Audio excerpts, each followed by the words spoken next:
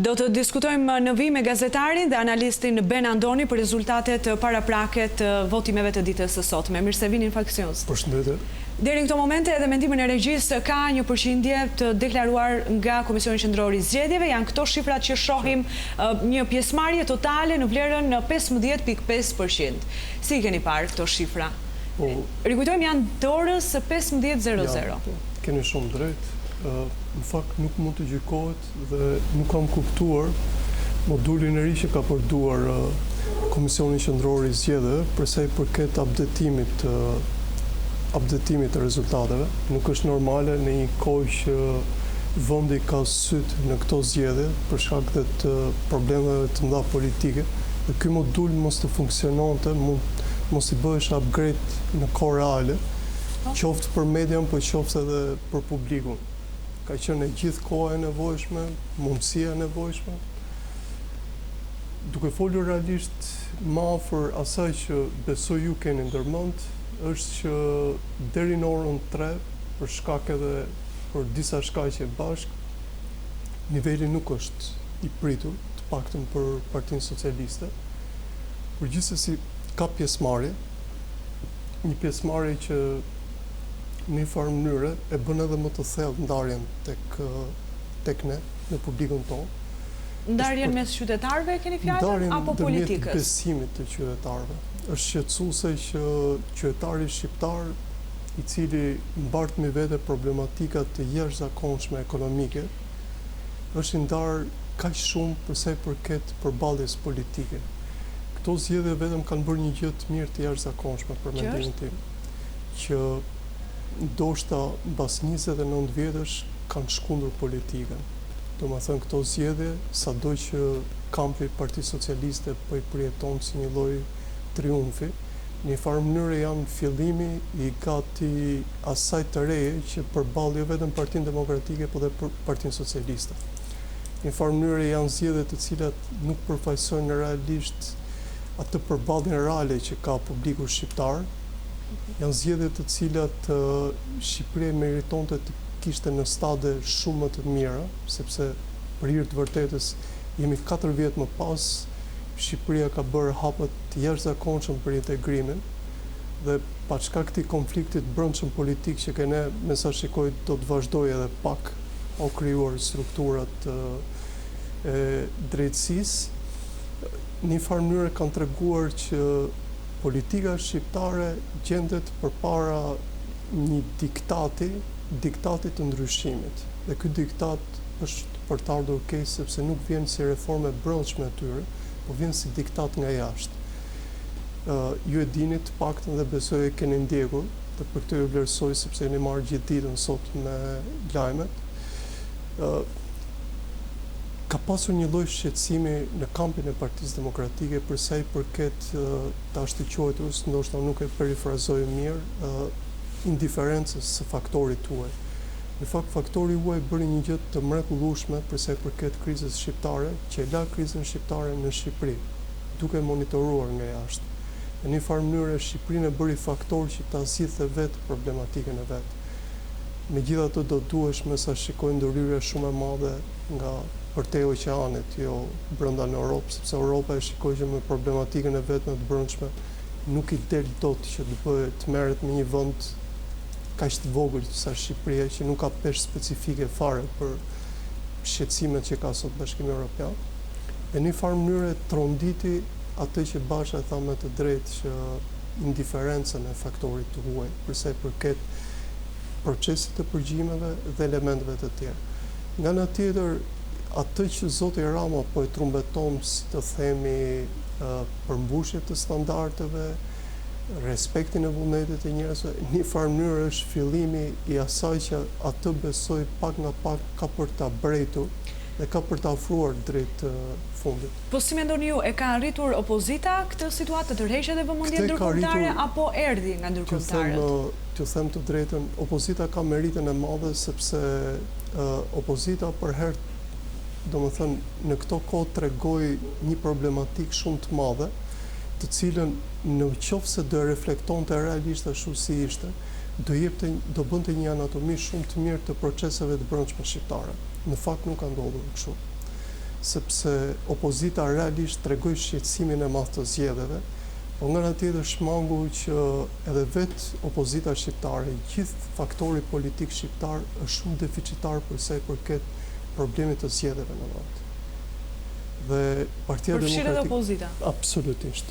Domethënë, çfarëdo që të marri sot të themi rolin e kampionit drejtësisë Lëvizja Socialiste për Integrim ose Partia Demokratike kanë mangësira pafund, të cilat Partia Socialiste i evidentoi sepse u kap dukshëm me përgjimet, por atë që opozita nuk e bëri dhe që duhet ta bënte normalisht, të bënte një lloj mea culpa për ato që kishin ndodhur më përpara, nuk e bëri dhe as opozita e sotme. Domethënë shfaqësimet e opozitës kanë qenë shumë të shëmtuara dhe në një farë mënyrë ato reflektojnë edhe këto rezultate të sotme. Unë besoj që ajo zona gri është shtuar jashtëzakonisht, gjithë ne nuk kemi ç'themi sepse janë rezultatet e orës 3. Unë besoj që duhet të ketë një lloj përditësimi në rreth orës 19. Po teksa ditët kaluan dhe më tepër afroheshim 30 qershorit, ka psuar edhe një ndryshim qëndrimi i opozitës në blok, opozitës së bashkuar. Nga deklaratat për bllokim të procesit zgjedhor, kaluam tek monitorimi i procesit zgjedhor. Ishte kjo rruga e duhur e ndërmarrë nga opozita? Absolutisht. Pse mendoni kështu? Nuk ishte e tillë sepse një rrugë e filluar gabim të çon në drejtim të gabuar. Dhe nuk mund të bësh në një rrugë të gabuar të rregullosh drejtimin kur po drejtohesh diku kur nuk e di se ku po shkon. Dhe të themi Partia Demokratike bëri një gabim shumë të madh sepse në procesin e vet tërhoqi en blok edhe Lëvizjen Socialiste për Integrim, e cila ishte krete pa përgatitur për bojkotimin dhe të themi për dorëzimin e mandateve. Ju e dini që dorëzimi i mandateve gati është bërë edhe pa vendimin e Këshillit Kombëtar. Ishte një akt shumë i madh, gati një akt i cili e çon Partia Demokratike tani është përballë një realiteti shumë të ri dhe që është realiteti i cili i ka humbur bazën institucionale dhe është e vërtetë që ne do presim edhe një muaj ose një muaj gjysmë sa që përshikohet ngritja e gjykatës kushtetuese, por nuk besoj që do ketë ndryshime të mëdha. Unë besoj që gjykata kushtetuese do bëj disa rifinitura e kështu, por besoj që ka për të njohur zgjedhjet. Këto zgjedhje të 30 qershorit? Besoj. Ditën e sotme në fakt ka pasur edhe një vëzhgim nga misionet e ndryshme të akredituara në vendin tonë, ose bëjo diri i cili jep edhe një certifikim për zgjedhjet. Drejtuesja e misionit Glover u tërhoq, u largua nga qendra e votimit ku qëndroi fillimisht për shkak të situatës dhe protestave, ndërkohë janë këta 3 vëzhgues të OSBE Dirit të fotografuar sot në një qendër votimi në Kamës. Pak momente më parë, teksa ky proces po shkon edhe drejt përfundimit, afati zyrtar ora po shkon 19 dhe nuk ka një njoftim për një afat të dytë, për një shtyrje dhe qendrat të qëndrojnë edhe për një orë hapur, ose varet cili do t'jetë edhe vendimi i Komisionit Qendror të Zgjedhjeve. Ju si e keni parë tërheqjen e vëzhguesve të Këshillit të Evropës fillimisht, edhe tërheqjen e drejtueses së misionit OSBE Dirit sot? Në një farë mënyrë besoj që tërheqja ka qenë në një farë mënyrë pasqyrimi i realitetit të zgjedhjeve tek ne. E para që këto zgjedhje për masën se si po bëhen, për këtë lloj pjesëmarrje si janë, ka dhe mënyra të tjera për të vëzhguar. Domethënë, është e kuptueshme që me atë mision që ka OSBE-ja nuk e mbulon territorin e Shqipërisë. Dhe zakonisht problematikat ndodhen atje ku nuk ka pjesëmarrje. Dhe unë besoj që ajo është përballë monitorëve dhe kështu dhe ka mënyra shumë të tjera për ta monitoruar. Edhe pa prezencë. Pa një lloj prezence, po problemi shumë i madh është që OSBE Diri në një farë mënyrë e ka filluar punën e vet shumë kohë përpara dhe në një farë mënyrë këto zgjedhje nuk është se të themi e kanë ndihmuar shumë Partinë Socialiste dhe Partinë Demokratike. Lëvizjen Socialiste për Integrim gjithmonë është një hap pas tyre.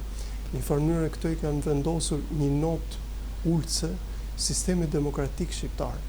Dhe ky është problemi shumë i madh.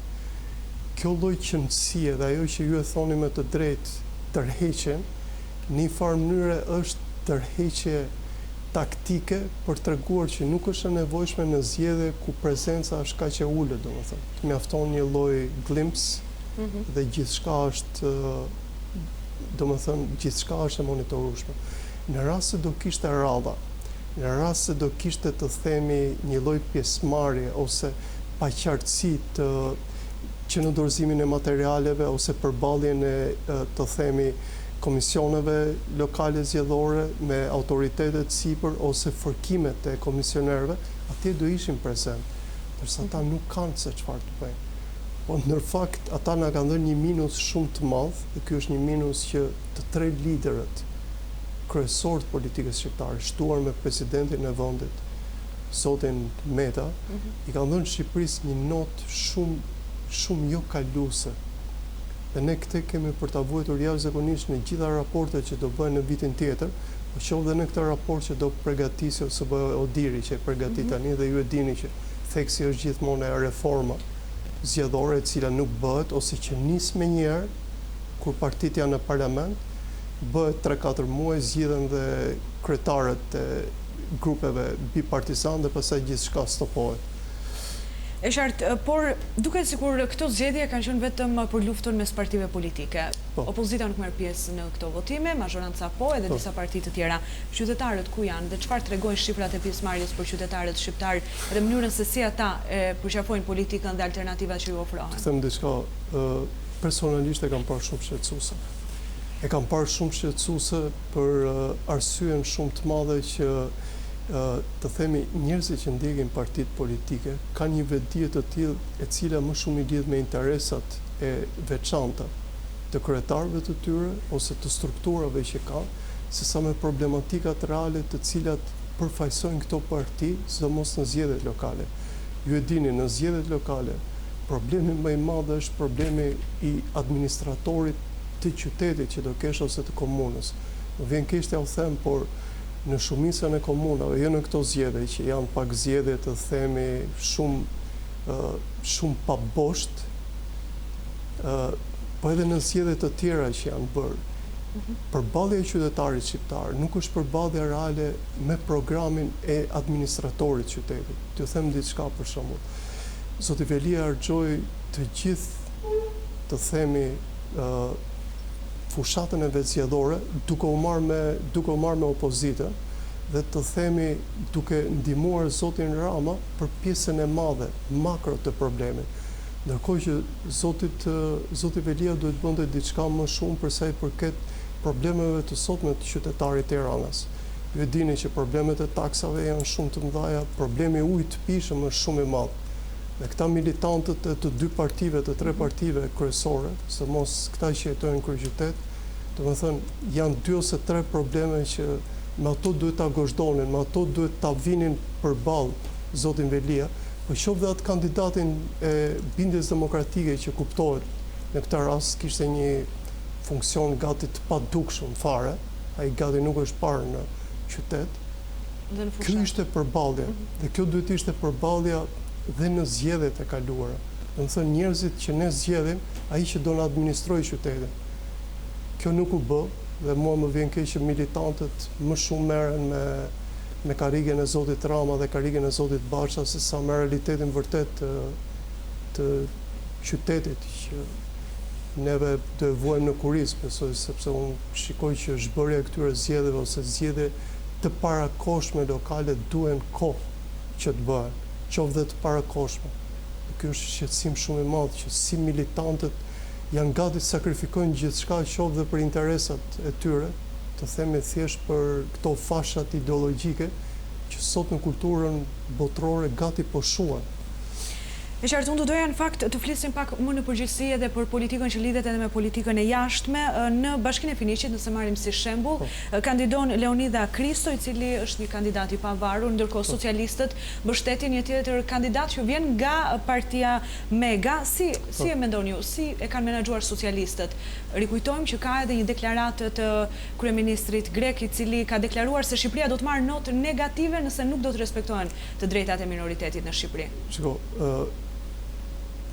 Gjithmonë pala greke e ka përdorur minoritetin, qoftë minoritetin e vërtetë, do të thënë minoritetin e popullsisë, por qoftë dhe minoritetin lingvistik që është pjesa e marrës, e ka përdorur për një lloj presioni ndaj politikave tona. Më vjen keq që në shumicën e rasteve, edhe në këto kushte, politika shqiptare ka qenë ndarë. Nuk diskutohet gjithmonë që Greqia i ka sjell probleme të gjithë fqinjet vetë. Kujtojmë që Maqedonisë së Veriut janë dashur më shumë se 1 dekadë për të negociuar për emrin. Bullgaria ka pasur probleme të jashtëzakonshme. Turqia vazhdon të ketë probleme, por që janë probleme të mbartura dekadike, dhe të cilat Greqia nuk mund të shkojë dot deri në fund për shkak të peshës shumë të madhe diplomatike që ka Turqia. Ndërsa në rastin e Shqipërisë, Shqipëria është një fqinj i cili gjithmonë është përballur me vështirësi të jashtëzakonshme. Dhe qoftë në probleme shumë të vogla, probleme të themi mikro të minoritetit, pala greke mundohet që ta takojë shqiptarët në vende të themi që nuk u takon, sepse problemet e brendshme, problemet administrative të brendshme janë probleme të cilat zgjidhen nga administratorët që i zgjedhin komunitetet. Kuptohet që ka politika që ne nuk shquhemi që bëjmë politika kaq të mira, qoftë në Tiranë, qoftë në Durrës, në Elbasan dhe jo më në Finiq. Dhe neve nuk mund të ngrihet si kazus, siç ngrihet për shembull qoftë për planin që u bë në Himar, qoftë për shembull për prishjen e disa objekteve, megjithëse për mendimin tim për shembull në zonën e Himarës ka pasur shumë problematika të qeverisë Rama. Ka edhe disa problematika në këto momente, ngrihen nga Leonida Kristo, kandidati i pavarur për cilin po diskutonim edhe së bashku, e ndjekim këtë deklaratë vetëm pak çaste për të kuptuar edhe pretendimet e tij për procesin e votimit. Më jepet rasti që për interesin mediatik, por më shumë për atë publik, të pronësojmë për të bënë një panoram të asaj që çfarë po ndodh sot në këtë proces zgjedhor. Por mua kjo është një fars, është një komedi dhe as pak nuk është një proces zgjedhor i vërtet dhe aq më tepër demokratik. Kemi konstatuar raste të shumta ku njerëzit, komisioni që është aty po i drejton, po i orienton për çfarë do të votojnë. Raste të tjera flagrante ka të bëj rasti i Vagalatit, qendra e votimit aty, ku 27 emra janë dëshmuara me dorë për një letër, por nuk janë listën zgjedhore, e cila është e firmosur dhe vendosur nga bashkia. Në Brajllat, në qendër votimi tjetër, aty për një zonjë e cila quhet Dhanaj Niko, nuk ka votuar Dhanaj, pasi Dhanaj është aktualisht ndodhet në Kret. Për atë ka votuar komisioni që është aty. Ka dhe raste të tjera ku, siç është rasti Kranes, qendra votimi tjetër ku ju që jam informuar sot ishte aty, ku e pati aty nuk ishte një qendër votimi, por ishte të ngjana si kafene.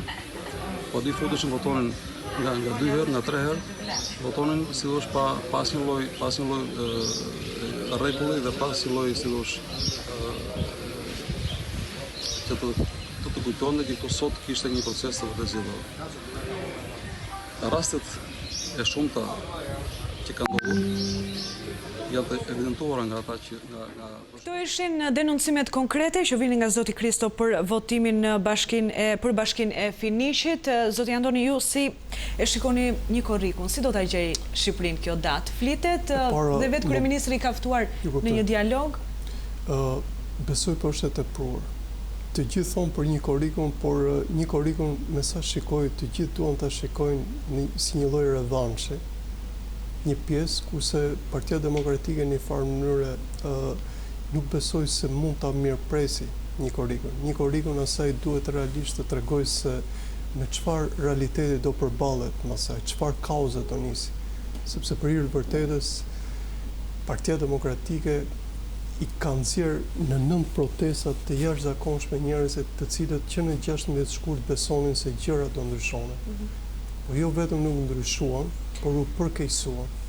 Dhe ky është një mision të cilën Partia Demokratike duhet ta mendojë shumë mirë në atë thirrjen e re që duhet të bëjë njerëzve.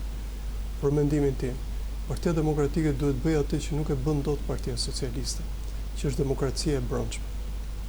Vetëm në qoftë se do të arrit ta bëjë këtë, Partia Demokratike ka treguar në disa raste edhe në momentet më të vështira, sepse Partia Demokratike ka pas shumë turbulenca të brendshme, ka bërë gjëra demokratike brenda.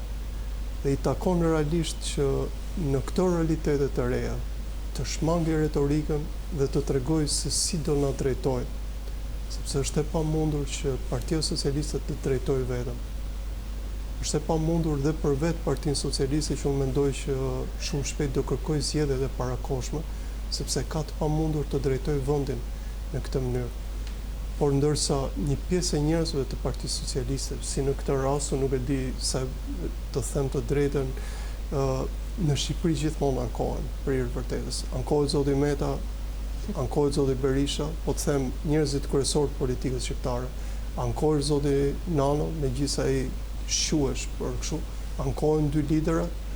Asnjëherë nuk kam dëgjuar që një njeri t'i japi dorën tjetrit, veç në raste të ralla. Zoti Nano e bëri këtë kur u largua. Zoti Berisha gjithashtu bëri një tërheqje, të themi të këndshme kur ashtu, por në mas nuk është kjo lloj edukate tek ne, që tregon që politikanët shqiptar akoma u duhet që në një korrike tutje të bëjnë një reflektim të thellë. Po me çfarë shikoj? Reflektimi nuk është më tek ata.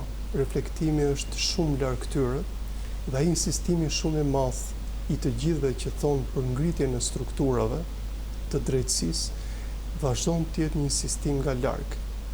Për arsyen e vetme që ju e dini shumë mirë. Qoftë Euralis dhe Optat që po e monitorojnë sistemin e drejtësisë dhe njerëzit që janë të përfshirë direkt në vetting, quhen një investim shumë i madh, i cili në një farë mënyrë do të afektojë edhe Rumaninë, edhe Maqedoninë, edhe Bullgarinë, edhe Kroacinë, përjashtuar, domethënë, pas një kujvok edhe Serbinë me malin e zi. Domethënë Shqipëria po përdoret si laborator nëpërmjet sistemit të drejtësisë që po na kushton jashtëzakonisht për të treguar të gjitha vendeve që një proces i tillë mund të shkohet deri në fund dhe mund të bëhet një akt shumë i mirë për një shtetformim, sepse Shqipëria ka akoma shumë probleme shtetformimi. T'ja them të drejtën, domethënë neve jemi 107 vjet shteti pavarur, por ne kemi akoma probleme shtetformimi. Ne jemi akoma shteti pa formuar. Dhe këta zotërit mbas një korikut, zoti Rama dhe zoti Basha, nuk duhet ikin më në plazh, që patjetër ata do ikin se nuk na pyesin neve, por duhet mendojnë realisht e para zoti Rama për atë që ka marrë përsipër në kurisë dhe nuk e ka të lehtë, sepse unë besoj që ky është mandati i tij i fundit si kryeminist. Por dhe zoti Basha nga ana tjetër ka një përgjegjësi të madhe sepse gati ka shkatruar imazhin shumë të madh të opozitës. Njerëzit realisht i kanë besuar dhe në 9 protesta rresht kanë dalë pas një lloj mëdyshe. Është e pabesueshme kjo që të vazhdohet me të tillë retorikë ose të themi me këto akuzat e vogla. Nuk mjaftojnë këto për të ngjallur atë zhgënjimin shumë të madh të demokratëve. Do të thonë një kaos shumë të madh që ka pas Partia Demokratike nuk mund të shuhet kështu. Dhe më vjen keq që shumica e demokratëve në të gjithë Shqipërinë kanë një deziluzion të pafundëm me mënyrën e drejtimit të zotit Basha. Do të thënë nuk është kjo mënyra e drejtimit dhe të themi rruga që duhet të zgjidhte për të ardhmen e formacionit të tij, po dhe të ardhmen e vendit tonë. Të them diçka që është fare e thjeshtë. Është shumë e vështirë të përballësh zotin Rama në parlament. Zoti Rama ka të themi parametra shumë të lartë në retorik, është shumë cinik, por në shumicën e rasteve tregon që nuk kanë një bazament të thellë kulturor, ndryshe nga çfarë thuhet. Dhe Partia Demokratike në çdo moment luftën më të madhe e kishte që ta përballte me armët e tij. Kjo është e pamundur. Dhe prandaj u krijuan gjithë ato artifica në parlament që i gjithë lufta ishte kush shante më shumë. Ndërkohë që Partia Demokratike bëri një gjë shumë të madhe kur ishte në parlament. Fal punës së madhe, me gjithë numrat shumë të pakët që kishte, ajo arriti që të jepte jetë dekriminalizimit. Dhe kjo tregoi realisht që fytyrën e vërtet të themi dhe atë fasadën e jashtëzakonshme të kampionit të drejtësisë që merrte përsipër zoti Rama, Ajo u shkërmoq ngati nga ajo që bëri, nga lufta e madhe që bëri opozita duke përballur këtë. Unë do shtoj edhe reformën në drejtësi, që për mua është një nga gabimet më të mëdha të zotit Basha. Pse mendoni kështu? Po është sepse në reformën në drejtësi, ka që nga reformat e para që nisi qeveria socialiste, ishte pa kuptueshme që Partia Demokratike të tërhiqej në atë mënyrë dhe të bënte pozicioni vetëm të atakonte. Partia Socialiste, për shkak të themi të një lloj suporti shumë të madh ndërkombëtar që kjo reformë kishte, jo vetëm duhet merrte pjesë, po duhet të diktonte kushtet e veta. Me të gjitha mënyrat. Ajo ishte mënyra për të bërë protesta. Dhe shikoni ku na ka çuar sot reforma në është folur vetëm për dy standarde reforma në territorial. opozita. Absolutisht që është folur për dy standarde, po ishte pamundur nëse këta me ekspertizën e tyre, me sugjerimet e tyre, nuk do të rriqeshin, ose vetëm do atakonin, absolutisht kjo reformë do kishte atë fytyrë që ka, domethënë. Unë ju falenderoj shumë për gjitha opinionet që ndat me teleshikuesit e Fox News.